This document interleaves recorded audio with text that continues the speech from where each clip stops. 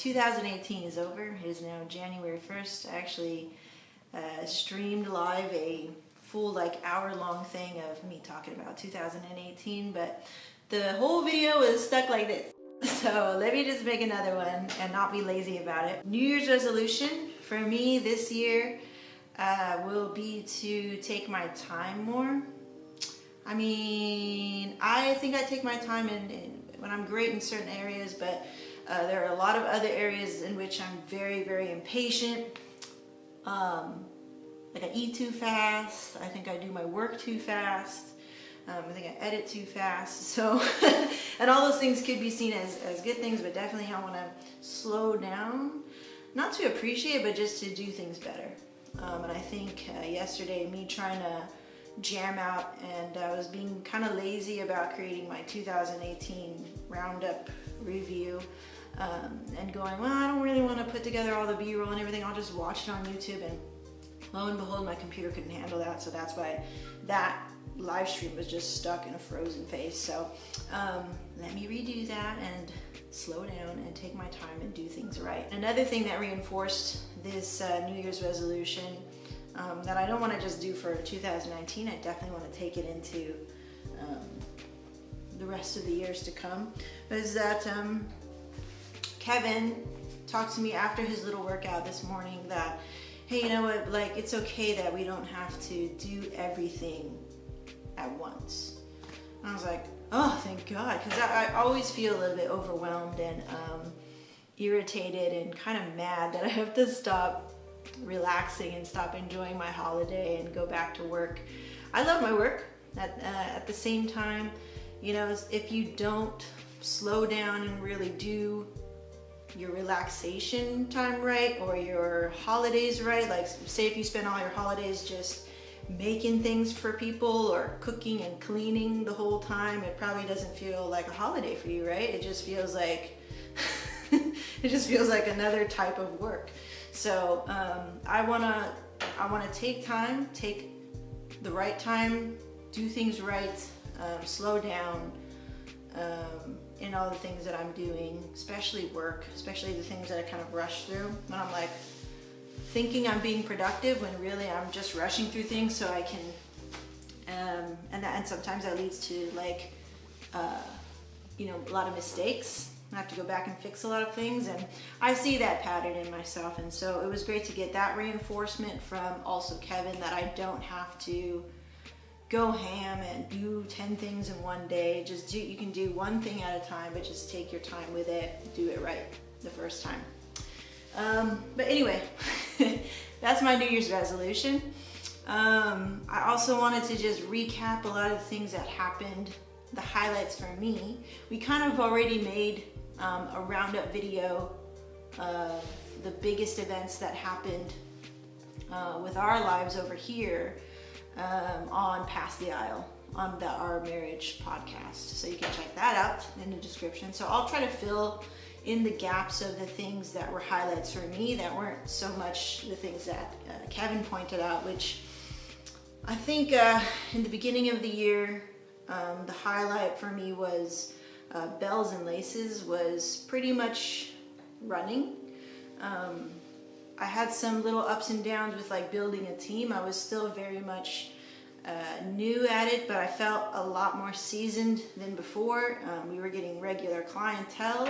We were making about 45 to 50K gross, and that was little to no marketing, just with referrals. So I saw Bells in the beginning of the year of last year to be something quite sustainable and that I could reasonably do for a long time, for the long run. Little did I know that we would be closing it down in about 3 months or so, or something like that. And now truly combining forces with Kevin and I. And so that was, I think, it feels so long ago, but it really happened very recently, maybe a couple of months ago, where I closed down Bells like permanently, and fully got on the team of Kevin Levu Photography. Now it sounds like I've always been there, because yeah, I've kind of always been there, but at the same time, I never was mentally in my mind, yes, I'm on board, yes, I'm full-time, yes, you're my only focus. And the same thing with Kevin, it was like knowing that he has somebody like that. It's like before it was always a little just not 100%. Like maybe I'm 80% here, maybe I'm 50% here, maybe I'm 20% here. And I wasn't really on board, and he didn't really he didn't really trust me yet as well. So a big thing with 2018 was learning how to trust one another. Not just us in our marriage, but like trusting other people too.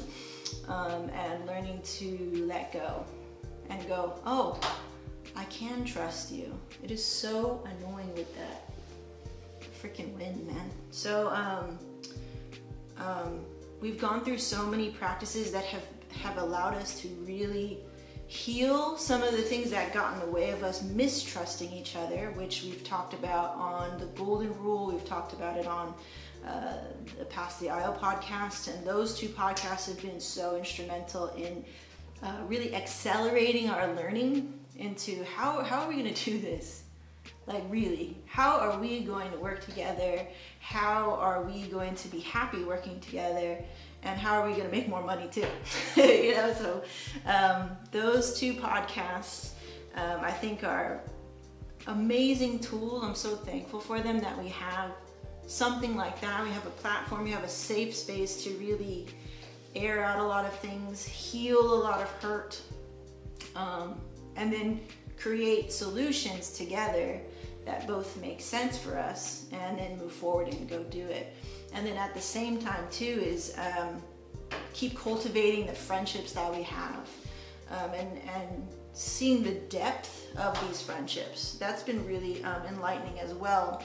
I think as we are coming into our 30s, we're coming into the 10th year of our business, basically the 10th year of our relationship, just as friends, and our 3rd year as a married couple. There's so much still foundational things that we are discovering, and I feel like in 2019 is going to be a great time to just slow down, do it right? Like do things right, like take my time to learn what it means to be nurturing or to be more patient with somebody else, especially, you know, my husband. Be more patient with the business, be more patient with myself doing work in the business, like all these little things that I do. And we're really going to dive deep into what new perspectives from all of the lessons that we've learned in 2018 and before that, how are we going to really put that into effect into our business this year in 2019. So I think it's going to be a really fun year. It's going to be interesting. I feel supported. I feel confident. I feel really grateful to be here now. Like it's different. It's different. I'm not like woohoo and everything, because I know challenges will come when smiling is impossible, but you're still here, you're still committed, you're still doing things together. I know those moments will come. Not that I'm looking out for something bad, but I'm just being realistic. But I feel confident and very confident that we can handle it. Anyway, okay. So that's on the business side, right? So lastly, I want to end this video with an update on my health and fitness goals. So another part of my New Year's resolution is to go back and do the sports that I love. I'm already kicking, I'm already punching, like my full strength right now. I could kick harder, I could kick and punch faster and all that stuff, but I'm doing it without pain. That's great. So in the beginning of the year, I was watching some old videos and I was saying to myself on video, I want to get back to climbing. Well, I think that's step 3. I've got step 1 down, which is get moving again, moving without pain. Do I still feel little aches and pains? Yes, because honestly, I'm not really that far into my rehabilitation program that I have customized for myself, but I'm about 2 months in. But collectively, all year, I've had wonderful supporters come through. My first inkling into really healing myself was my work with Tom Cruise. My cousin's husband down in Australia, basically online coaching me, trying to figure out what was wrong with my body. And we did a solid, I think, 3 months together, and then kind of fell off because I think I re-injured myself from pushing myself too much, where I found that I was feeling good, and then boom, went ham on an exercise too much. It fell off, and that was up until like July, and then July happened, and July was interesting. I went to Guam for about a week. That was so emotional. It was so nostalgic, and it was amazing. I was so grateful for that experience to go see my family on my mom's side. And then I came back. No. Before Guam, I went and met some of the best people of my life, dear friends, Tony and Cindy. I danced the night away with my sister.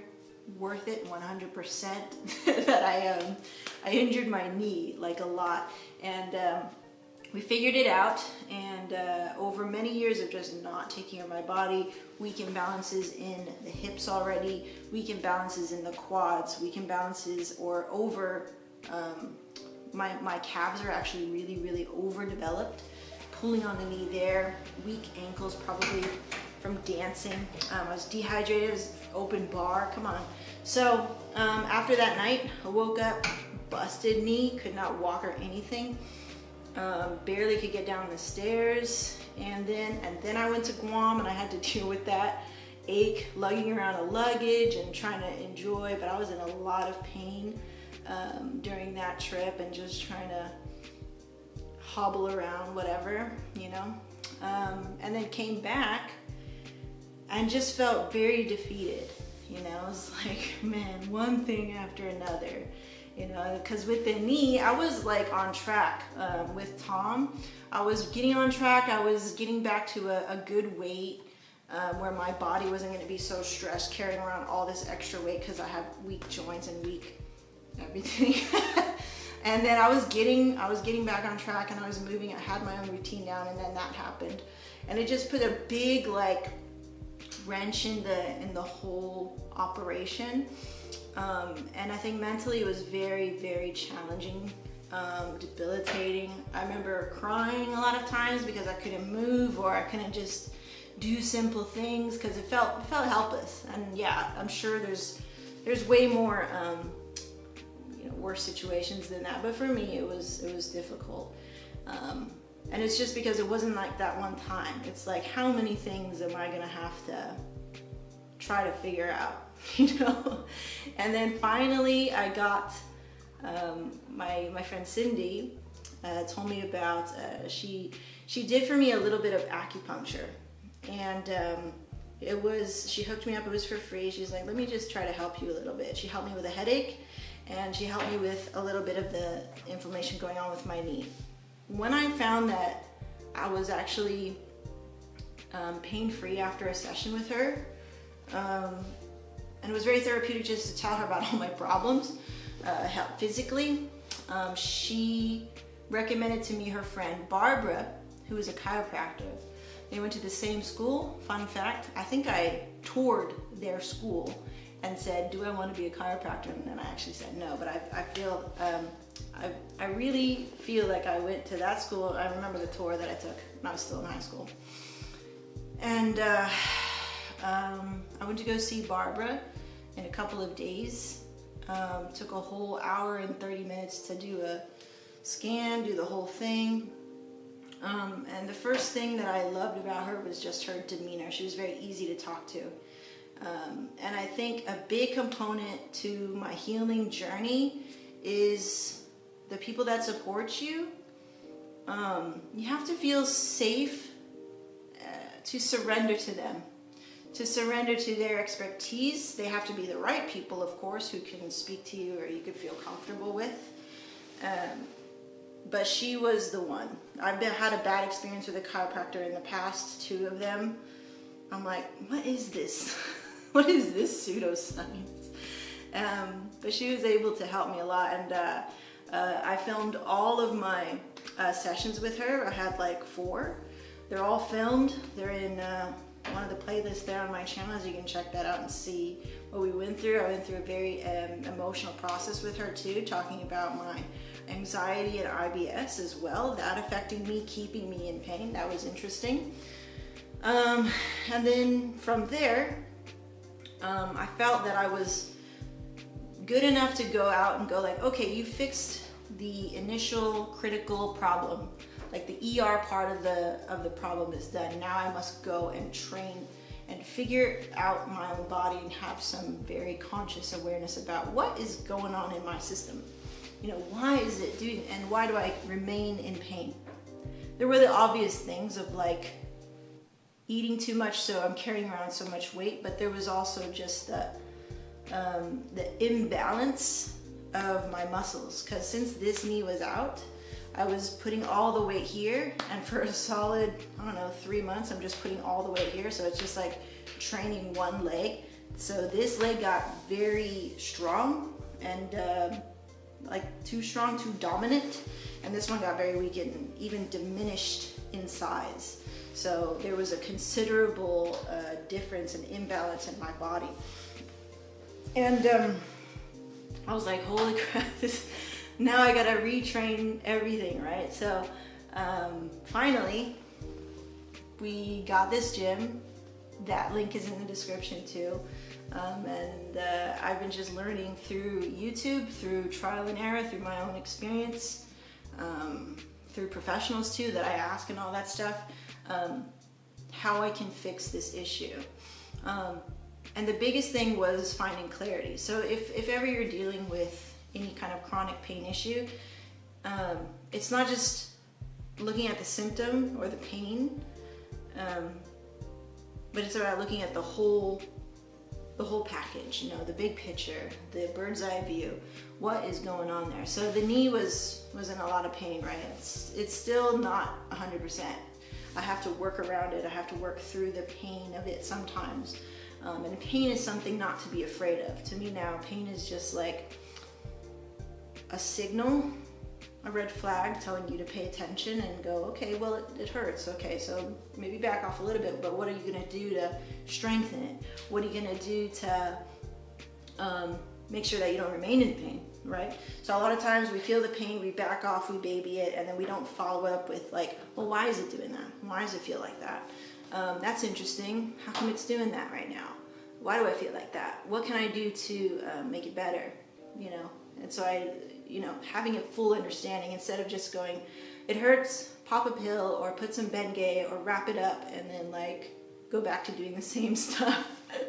Go back to working on the computer, go back to lifting in wrong technique. You know what I'm saying? So like following it up with like an inquisitive, forgiving, determined attitude and saying, okay, I have pain. Why? That's interesting. Why? And then what can I do about it? And do I need to get help for it? If I do, then okay, I'll address that if I need to. Is there anything that I can do right now on my own? And then how do I make sure that I stay away from that pain, right? And not make a big deal out of it. I think a big problem too why I stayed in pain is I was kind of a drama queen about it in my brain, like, oh, my knee, my back, you know. And then you hang on, you cling to your pain. You almost attach to it, which is a very interesting topic. So I definitely attached to my pain. It was like a part of who I was. I was like, yep, my name is Meg LeVoux. I retired from Kevin LeVoux Photography Weddings because I had this and this injury, and like I would define myself by my pain. And I didn't realize that until like this year. I also read the book The Power of Now and how you attach yourself to your pain if you deal with chronic pain, and how it becomes this crutch where it's like that's the first thing that you mention to people and that's the last thing that you mention to people, that you identify with your pain. That's so sad. Okay, so that's what I've learned. Try to fill in the gap of our overall 2018 with a more emotional, introspective perspective. on the year and on myself, and encourage you guys to do the same for yourself, not to make a video about it. I like to make video because it makes it fun. But if you can look at yourself in a way that is not judgmental, but in a way that goes, huh, that's interesting, that happened this year, or that happened to me, or whatever, just to be inquisitive and to be gentle. That's another thing I'm learning through my yoga practice. You know, there's so much self-loathing that I had that I didn't know that I had. I was always like, I'm not one of those girls, but I was one of those girls who like didn't like the way this looked, or this felt, or that looked in the mirror, and like it would make me avoid it. But now I'm like practicing with a lot more self-love and self-care, and not thinking that it's cheesy, not thinking that it's too girly or not for me, or whatever those poisonous thoughts that I used to have, and just to do things because they feel right. This is a common thing that she says is, do what feels right, do what feels good. That's the quote. Yeah, do what feels good. That's Yoga with Adriene. It's free. It's a free practice. Like, who would have known? One of the best things in life is free. That's cool. Who knew, right? So yeah, that was my 2018. Besides that, I got a lot more into whiskey because now I have a husband who actually can do this with me, and it's a lot of fun. So this year,